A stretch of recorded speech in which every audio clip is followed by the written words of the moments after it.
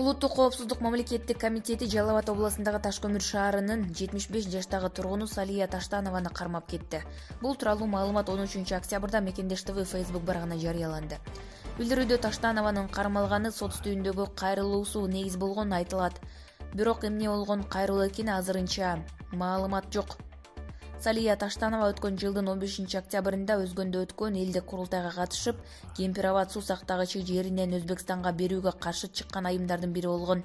Ал курултайда сөз сүйлөп, атайын кызматтын башчысы Камчыбек Ташиев чек ара маселесин чече албаса, отставкага кетсин деп талап кылып чыккан. Ал эми УКМК бул боюнча азырынча маалымат бере элек.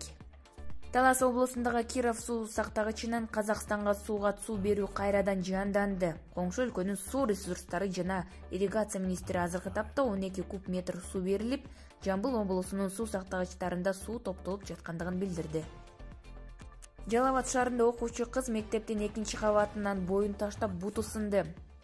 Ал эми милиция бул боюнча кыз мындай кадамга мугалим телефонун алып койгон үчүн барганын билдиришти. Өспүрүм азыркы тапта ооруканада абалы туруктуу деп бааланууда. 10 күндөн соң операция жасалары айтылды.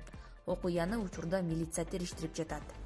Бириккен Улуттар уюмунун адам укуктары боюнча башкы комиссарынын басма сөз катчысы кыргыз бийлигин чет элдик тынчы жөнүндөгү мыйзам долбоорун чакыртып алууга үндөдү. Ал Бириккен Улуттар уюмунун мыйзам долбоору боюнча улутту тынчсызданып жатканын белгиледи.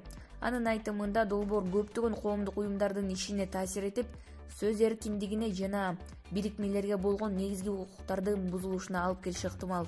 Урматтуу мекендештер, сиз чек арага ишеничтүү барууну, жекирди чыкты жазап таза документ менен жүрүүнү кааласаңыз, анда ишеничтүү айдоочу Мухиддин кызматта. Ортомчусуз стаканса чек арага өз алып кирип алып чыгат. Заманбап комфорт машинада жылуу жумшак барып келесиз. Ак кеме же Москвардан келдим десеңиз, бекер кара тизмеден текшерип документке жардам берет. 24 саат WhatsApp жана байланыш +8 926 213 0060 +8 965 402 93 Мухиддин.